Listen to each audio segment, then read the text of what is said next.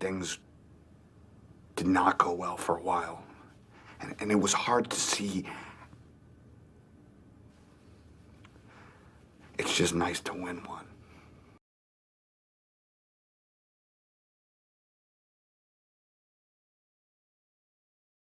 I want to hear cannons. Downfield, pop over the 5, touchdown Tampa Bay. Mike Evans does it again. Fire the cannons, Bucs. It's first and goal. That's picked up. And who else? Rondé Barber. And the Tampa Bay Buccaneers may ride to the Super Bowl with that one. Third down, 18. Dropping Gannon, looking Gannon. Throws up to the head. Derek Brooks 30. Brooks to the 29. He's gone. Derek Brooks all the way. There it is. The dagger's in. We're going to win the Super Bowl. And there the cannons go. Fire them. Keep on firing them. Keep on firing them.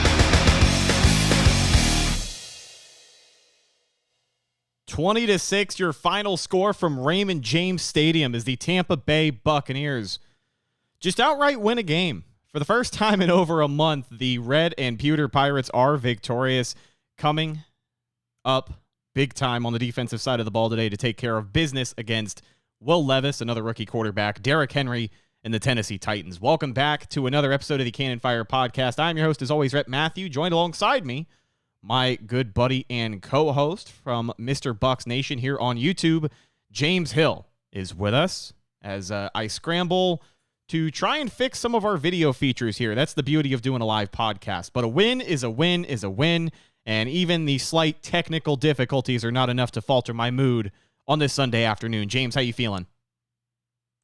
Good. I mean, like you said, a solid win for the Bucs.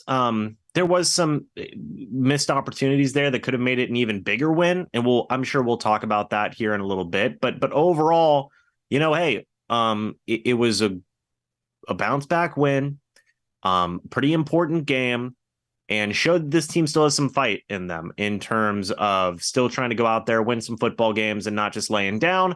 So, I mean, all in all, it is always fun to see a team, see your team win, and that was good. That was good. We like that. It was good. A big day for the defense, obviously, who were under fire after last week's performance against the Houston Texans, and C.J. Stroud proving that he is for real today against the Bengals. That one really coming down to the wire, but didn't allow a touchdown today on the defensive side of the ball, and the quarterback pressure is something that we're going to hammer home all week long. But a lot of guys stepped up today and played well. And I will say, it was an opening drive that had me nervous, right? The Titans were marching right down the field, and it gives you a little bit of anxiety to see on the first drive of the game, because regardless of if they walk away from points or not, you get the feeling that if they're able to move the ball this easily on the first drive, this could be a very long day. And luckily it was not. It was an incredibly long day for the Titans and their offensive unit, because they really couldn't muster up much of anything. The Buccaneers snap a 4-game losing streak. Now let's take a look at the offensive production for the Titans today. Will Levis, 19 for 39, 199 yards and an interception. Had probably 2 more passes today that should have been intercepted. But between a rookie quarterback and Derrick Henry being one of the most feared running backs in the league, the Bucs did a pretty good job of handling both of them. Derrick Henry today only 11 carries for 24 yards, averaging 2.2 yards per carry. So hats off to this defense. This was a bounce-back performance that, not only did we need from them, but we almost expected it. And they came out and played just as good as today as they have all season. Yeah, I mean, Levis should have had 5 interceptions today. I'm not joking. Levante David dropped 2. D. Delaney dropped 1 at the end of the game. Jamel Dean dropped 1 in the end zone. That's 4 right there. That's 4. And that's kind of one thing that we were talking about with missed opportunities. And look, and people may say, well, come on, man, it's pessimistic, right? But nitpicking, whatever you want to call it, right? If the game was in a different situation, you would have definitely liked to have seen those be interceptions, right? And the Bucs were fortunate to be in the position that they were in, but you got to see him catch those interceptions. He had 4 dropped interceptions today. That's tough. Yeah, you want to see that improve. Will Levis looked pretty tough today, all things considered. Yeah, speaking of drops, I mean, it definitely wasn't perfect on the offensive side of the ball, and we'll dive into that a little bit later. But as far as the passes getting deflected or just things falling into the favor of the Bucs today, it seemed like for the first half of this game, it was a little bit of a struggle. I mean, closer than you would have liked. We'll talk about the missed opportunities on offense here in a moment, but a couple of dropped picks on the interception or on the defense, which would have made this an absolute masterclass. I mean, it's hard to argue otherwise because they didn't allow a touchdown today. And again, this is the Tennessee Titans who we're talking about, the 3-5 Tennessee Titans coming into this game, who also desperately needed a win. But for the Bucs to, go into this matchup and look as good as they did, it's definitely a great sign because my expectations were low this week. You heard it on the game preview show. I thought it was going to be a close game. I thought it was going to be a knock 'em down, drag 'em out, whoever has the ball last kind of game. A lot of mistakes, and there were still some mistakes and some stuff to be cleaned up that, again, as more time goes by, we'll have more time to break down and analyze. But overall, I mean, everybody showed up when they needed to, and I really thought the Titans on offense, they were kept in check today. They didn't do much of anything at all. Yeah, no, I mean, I agree. One thing that you see that was encouraging, right, is the pass rush. Todd Bowles still blitzed a lot today, but it definitely hit home more today than what we've seen in the past few games. The Bucs defense today finished with, and really just run blocking or run defense as well. They finished with 4 sacks, 10 tackles for loss, 13 quarterback hits, and 6 passes defended. That's a good defensive day. It is. Devin White had a sack, Shaq had a sack, Yaya had a sack, Vita had a sack. Just quarterback hits all around. Overall, they were able to get a lot done. Complete defensively, right? Both as as Jordan Love throws a game-sealing interception for the Packers. Sorry, Tom Grossi. But, again, pass rush, run defense, secondary, all of it came together today defensively for the Bucs. And you can tell that they knew that they messed up last week and wanted to come back and really rebound in a big way. They were able to do so. Yeah, minus the dropped interceptions. They talked about the mentality of this Bucs team this week and talked about a different approach for Todd Bowles as far as, preparing for the game this week as a team. Come to find out that some of the defensive captains said that this week in the film room, they didn't break down room in their respective position groups where normally you've got the DBs watching DB film and the linebackers watching linebacker film and all the different position groups split out. They all watched film together, and that seemed to make a difference because Todd Bowles presented it in a way where he told the entire team, he said, listen, if there's an issue, you need to speak up and you need to talk about it. And I guess there were some things said, there were some issues spoken up about, and that's the cohesiveness of this Buccaneers team as you hear about them trying to get better week in and week out. The lone interception on the day, Antoine Winfield Jr., the best safety in the NFL, comes up with it for Tampa Bay on a big-time floater from Will Levis. But Levante David with 3 tackles today. Zion McCollum with 3 tackles. Kalijah Kancey, wanted to talk about this stud for a minute. Big number 94. He was able to get after the quarterback today, but multiple tackles for loss, which now makes him, in just the few short games that Kalijah Kancey has played, he is now second among NFL rookies for tackles for loss, trailing only Jalen Carter in the Philadelphia Eagles. So I got to say, this pass rush showed up today. You mentioned the Devin White sack.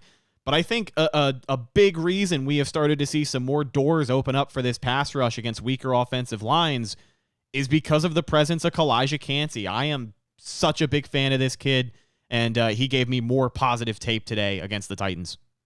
Yeah, I think that he's just done a really good job, like you said, ever since he's been brought into the team.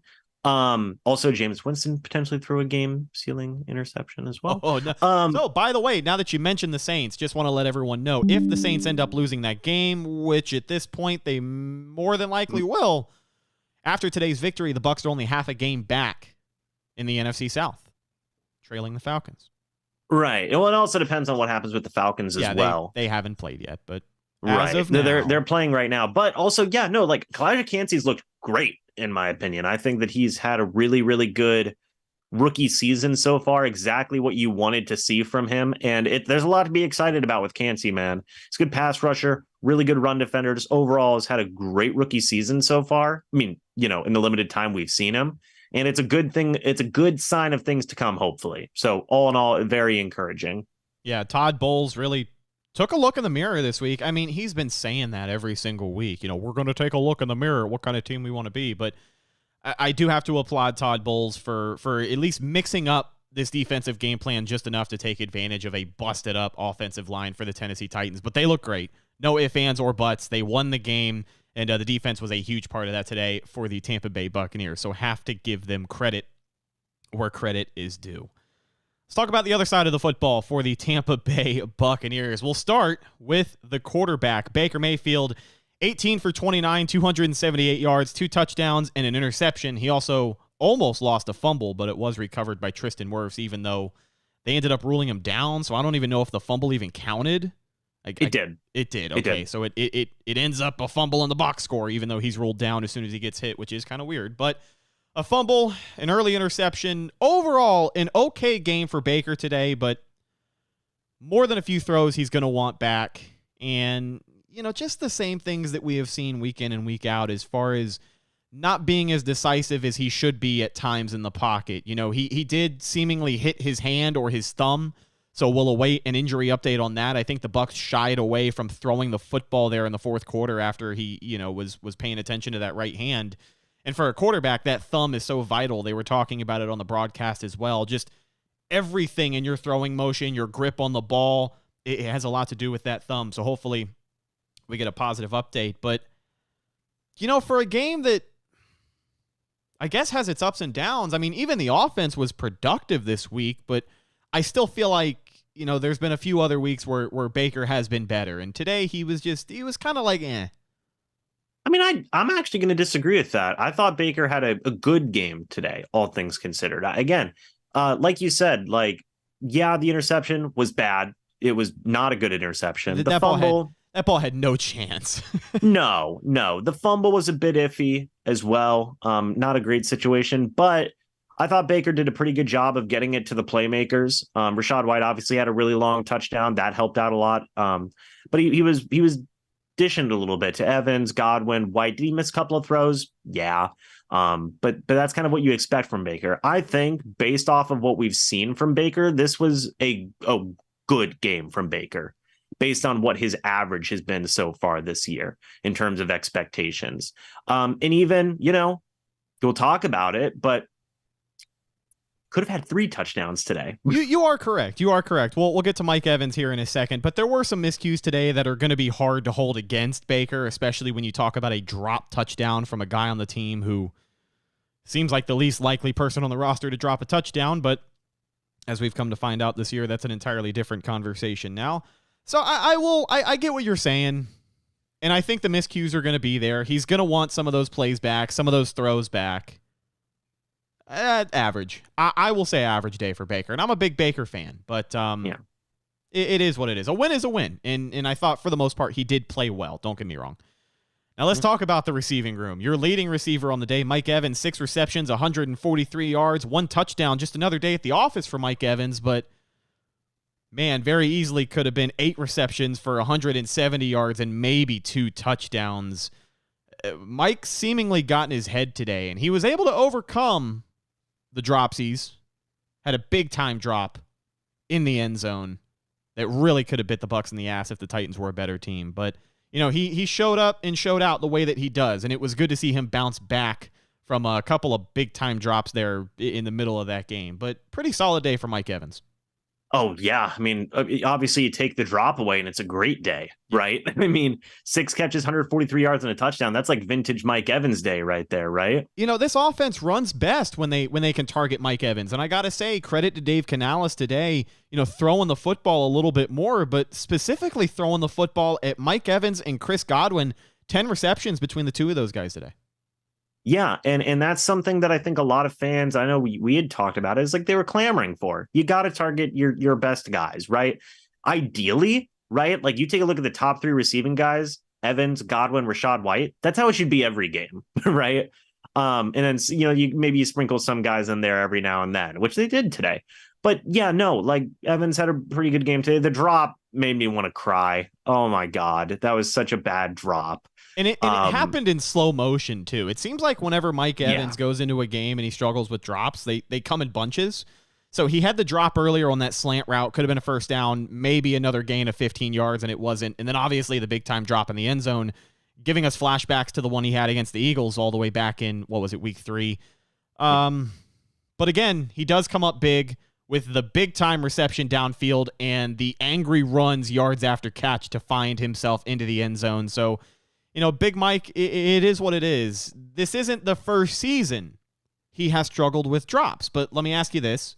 It's going to be a topic week in and week out. Here we are over halfway through the season now. The Tampa Bay Buccaneers improved to 4-5 through 9 games.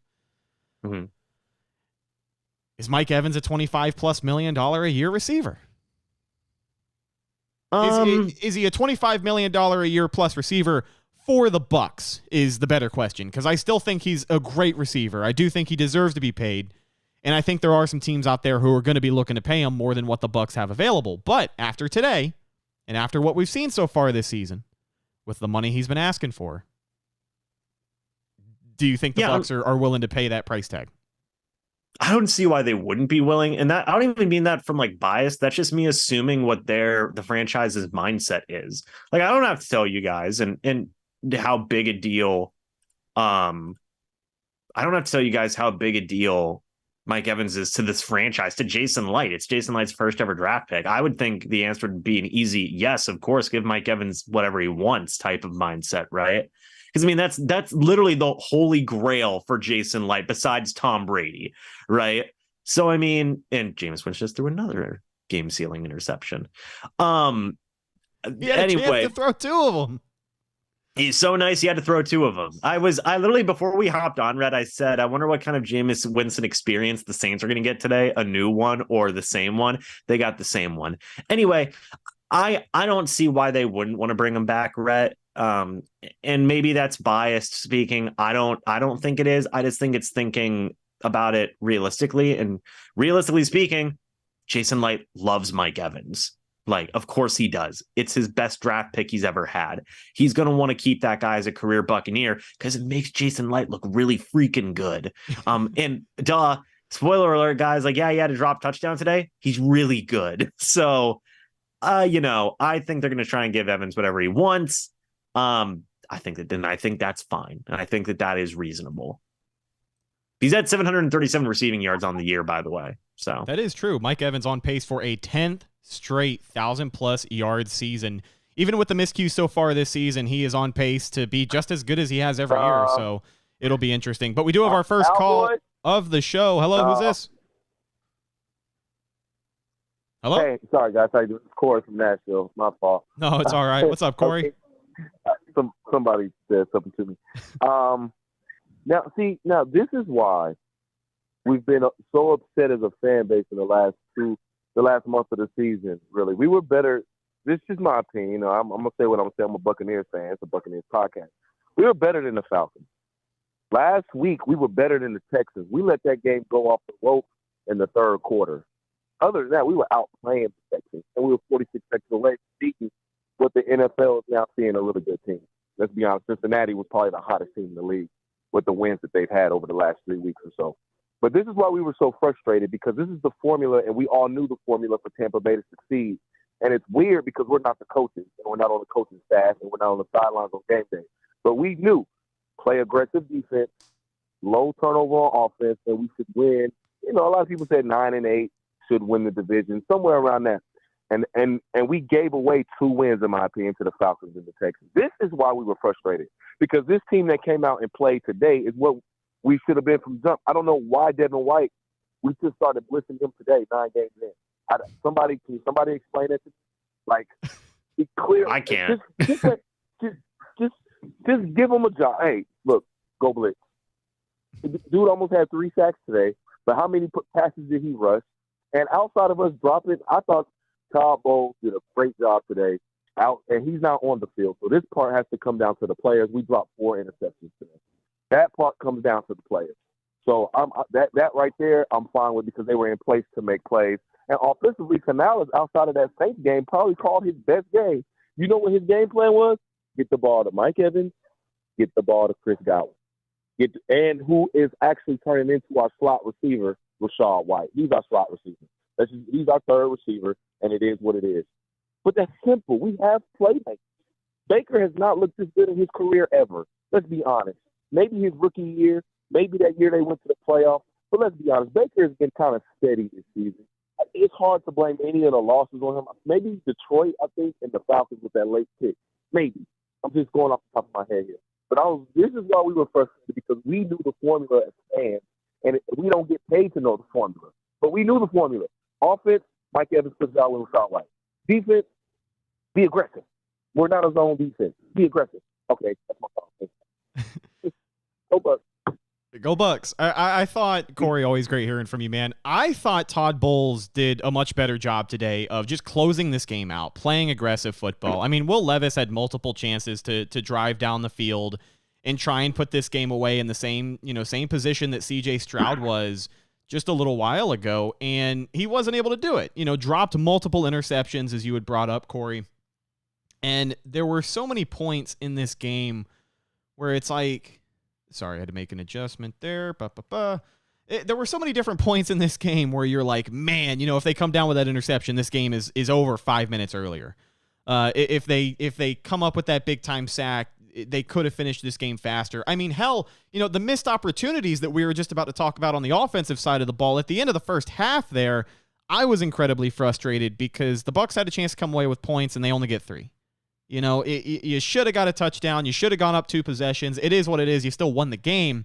But that's that aggressive nature really starting to show, and I guess the execution letting you down there in that scenario. But towards the end of the game, I thought, they did a pretty decent job of not allowing the Titans to try and get back into this game when it mattered the most. And, we talk more about this defensive performance today and setting the standard and even the blueprint for this Bucs team and their wins, targeting Mike Evans, targeting Chris Godwin. The blueprint for this team has been suffocating defense and offense just good enough to win. Now, the Titans, let's be clear. I said this before. I'll say it again. The Titans are not a good team. The Titans are 3-6 after today with a rookie quarterback. They are in a weird trial period. Derrick Henry, he was supposedly a trade target, but then he isn't. But then you have some Titans pundits who kind of wish they would have traded him and started to work towards the future. So they're going to be in an iffy spot the next couple of seasons if Will Levis doesn't end up being that guy. So they're not a good team. The Bucs handled a good team today, which you like to see. But in all of those losses that we talk about where the offense just came up short, only putting up 13 points against the Falcons, only scoring 6 points against the Lions, barely putting up any points against the Eagles earlier this year. In all of those games, it felt like if the offense was just marginally better, like just a little bit better, like maybe 2 or 3 more targets to Mike Evans better, they could have potentially won that game. But, today against an inferior team, you go back to what works. You target Mike Evans, which is what a lot of people have been clamoring for. And clearly, with almost 150 yards receiving today on 6 catches and then 10 catches between Mike Evans and Chris Godwin, the blueprint definitely worked today. And this Bucs team at 4-5, when the blueprint works, I think they can beat most average teams in the NFL. And I say average teams in the NFL because this defense is good. They weren't good last week, but this defense has been solid enough to win all year. The offense took a little while to come around, but here we are 2 weeks in a row with the offense putting up a lot of production, even though last week it was a loss. Seems like they're finally coming around. I don't know what kind of offense we're going to get next week against San Francisco. I don't even want to think about that game as of right now. But James, seems like the pieces are finally starting to come together, at least week in and week out, finding out what consistently works on this offense that was just didn't have anything the first half of the year. Yeah, I mean, that's kind of the biggest thing that you've seen. Like, to be fair, the Texans game, the Falcons game, buddy, those stunk, right?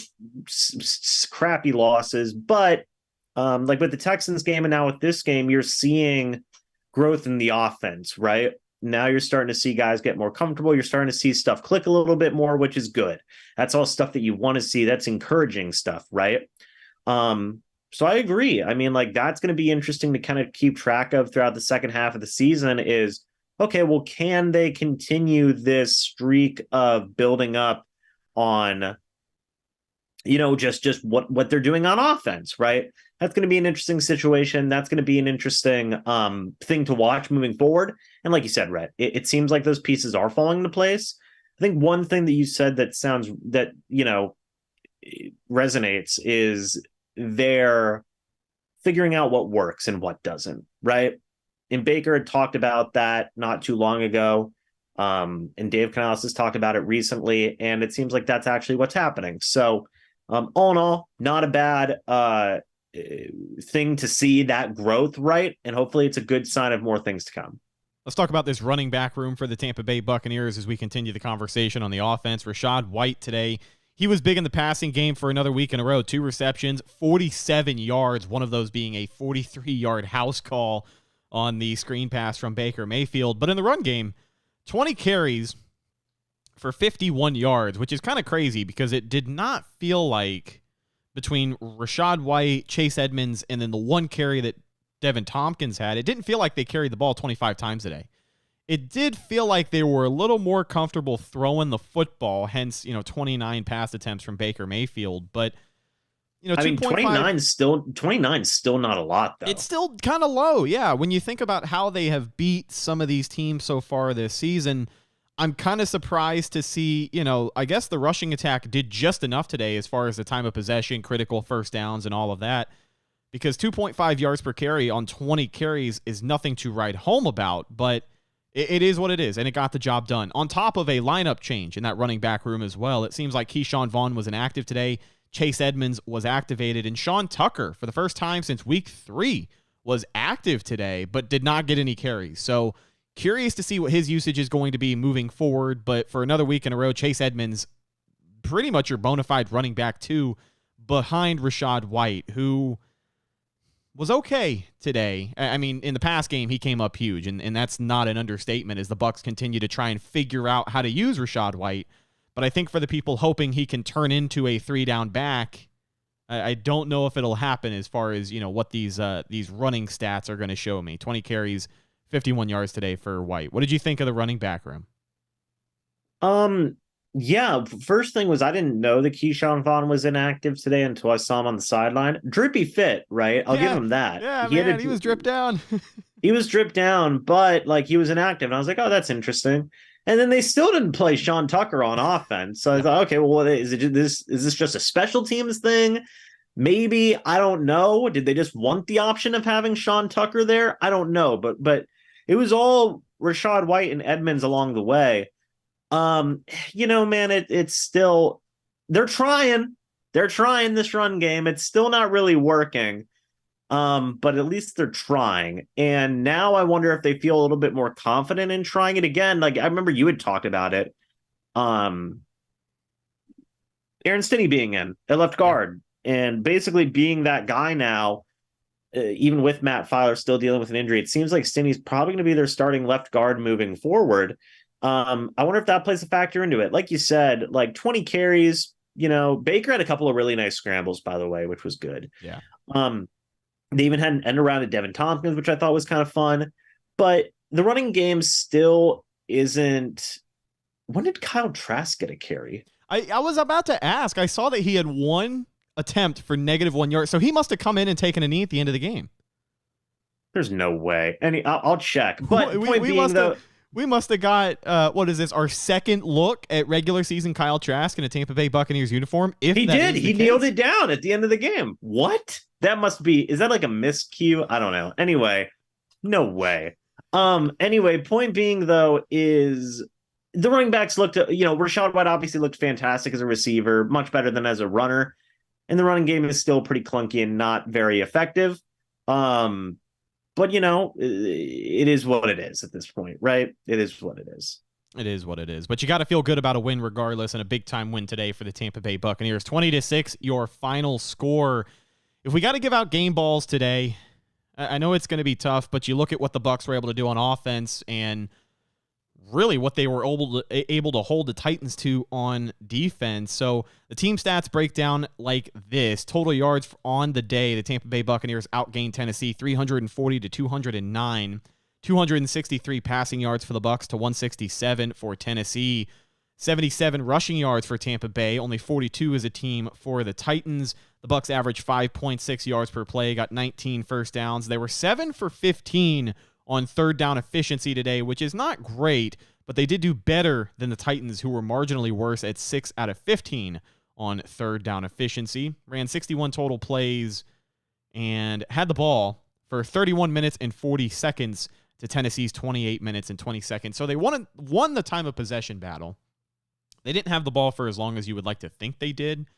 But regardless, they stepped up when it counted. So if I have to give a game ball out today, it's going to be somebody on the defense here.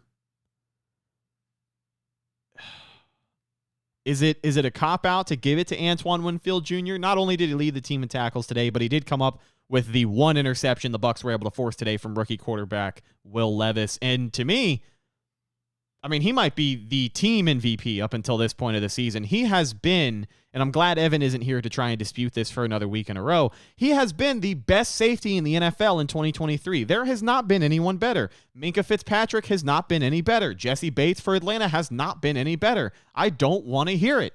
He is the best safety in the NFL, which means he is the player of the game for me today. He gets the game ball on defense for the Bucs.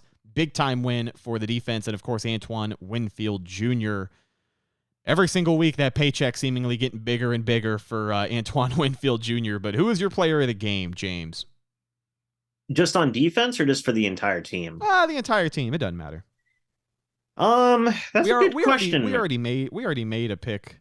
We already made a pick for defense. So if you want to go, with the I'll go offense. I mean, obviously the obvious answer is Mike Evans, right? Yes, he did have a touchdown drop, but he still had 143 yards and a touchdown.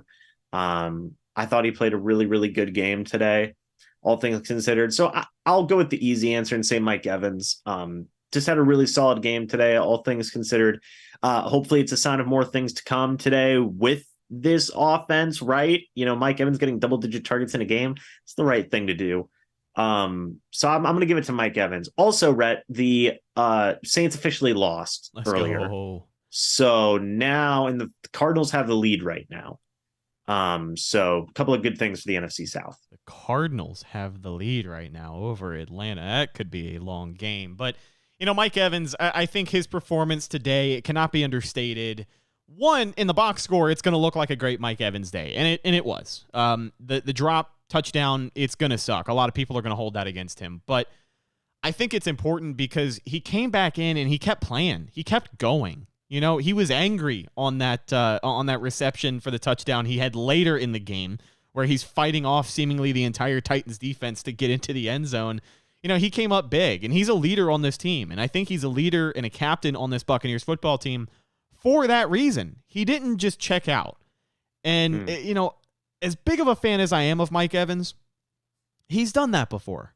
We've seen this Bucs team do that before. Last year against the Panthers, he drops a 75-yard touchdown on the opening drive, third play from scrimmage, and he was just kind of out of it for the rest of the game. And I think the mentality that this team showed today, being 3-5, knowing that they could have let these mistakes overtake them, I'm glad that they didn't. A lot of it still has to be cleaned up. Some of these penalties, some of them were a little tic-tac, let's be honest. I think that officiating crew out there today was just bad. Another example of the NFL's best and brightest taking over some games here and there.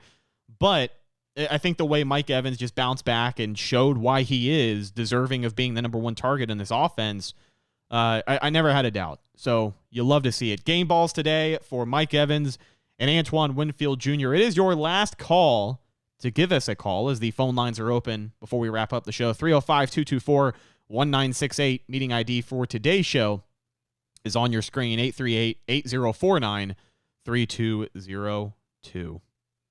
What are your final thoughts? Sorry, go ahead. I'm still trying to figure out if freaking Kyle Trask took the last kneel down. We need photographic evidence of it. I need evidence that he did this.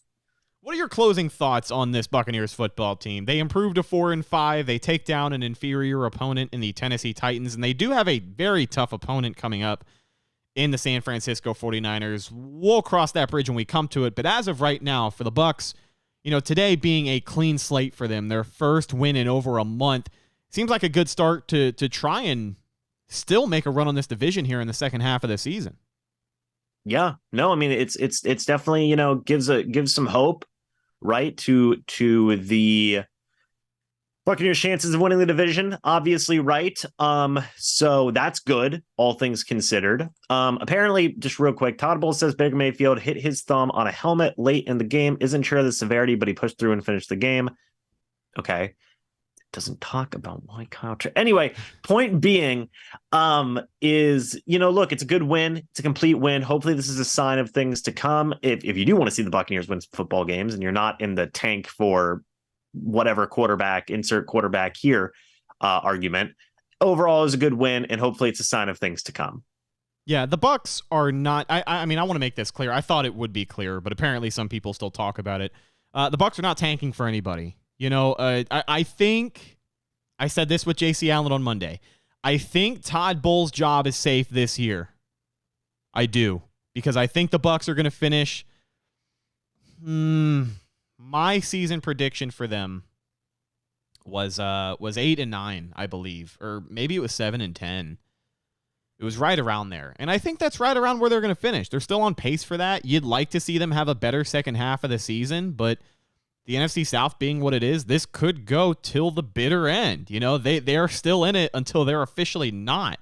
So it's going to be interesting to see what kind of team they are, but I have already accepted the fact that, it's going to be a long week next week against San Francisco, who came back today and played like the team a lot of people thought they were against the Jacksonville team that probably should have kept that game a little bit closer. But I think it's a good start for the Bucs. I think a win is always good to get everybody back in the right state of mind. And regardless of how we think next week's game is going to go, everybody in that locker room is going to show up to practice, and they're going to go to San Francisco next week, and they're going to expect to win that football game. And hopefully, if we get a little bit of the defense that showed up today and a little bit of the offense that showed up today, it could be an interesting game. But, I feel good about the win today. I just don't know if it changes my overall feeling on how the rest of this year is going to shake out based off of what we saw in that first half. You know what I'm trying to say? Yeah, I know exactly what you're trying to say. Again, it just goes back to that idea of looking to build stuff up, right? And just continuity with the good things that you're seeing and cleaning up the bad things. So, yeah, we'll see things. Yeah. Looking to win, just win. I mean, I know it's kind of a Raiders saying, but just win, baby. That's all you got to do. So the Tampa Bay Buccaneers victorious today, 20-6, as they improve their record to 4-5. Ladies and gentlemen, that's just about going to do it for this post-game episode of the Cannon Fire podcast. Special thank you to my co-host James Hill, filling in for the missing coach Evan Wanish. I don't even know where he's at. He got put on the suspension list and he just disappeared. I don't know. So he was at the game, but he was apparently suspended from the sidelines. So oh no. Maybe like a sign stealing thing going on. I don't know. I don't know. They're going to have to look into that. Maybe reprimand him when he is fully available off of the suspension list. But we will talk to you guys again later this week. Maybe we'll have a special guest. Maybe we won't. But we'll talk to you here in a couple of days to further break down this game and look ahead to next week's game against the San Francisco 49ers. Follow our show on social media, Facebook, Instagram, and Twitter. All of those are Cannon Fire Podcast. Best place to go for updates on the show, and of course, Tampa Bay Buccaneer news as it happens. Speaking of Bucs news as it happens, you can follow my co-host James right here on YouTube at Mr. Bucs Nation. Plenty of great Tampa Bay Buccaneers content coming out tomorrow. I believe you will be live on the Bleacher Report app. Yeah, at 5 p.m. Very excited about that. Should be a fun time tomorrow as well. I'm going to have a review out very shortly today as well, later this evening. Closing in on 18,000 subscribers. We are 24 away. So very exciting news there. Excited for you, man. Appreciate you guys supporting the show. Thank you to our buddy Corey who called in today and everyone else who has given us feedback. We always appreciate you and appreciate hearing from you. Once again, 20-6, your final score today from Raymond James Stadium. The Buccaneers come out on top. Let me close out this podcast the way that I know how. I'm on autopilot, but I'm also you know what I've said before. Words get hard, especially here at the end of the show. Last but not least, you can find myself, Instagram and Twitter /X at Rhettakus, RHETTAKUS. If you follow me, I will follow you back. But that's the show. I'm your host, Rhett Matthew, signing off from my co-host, James Hill. We'll talk to you guys later this week.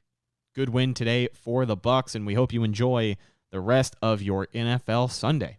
We'll talk to you in the next one. Until then, and as always, thank you for listening. and go Bucs.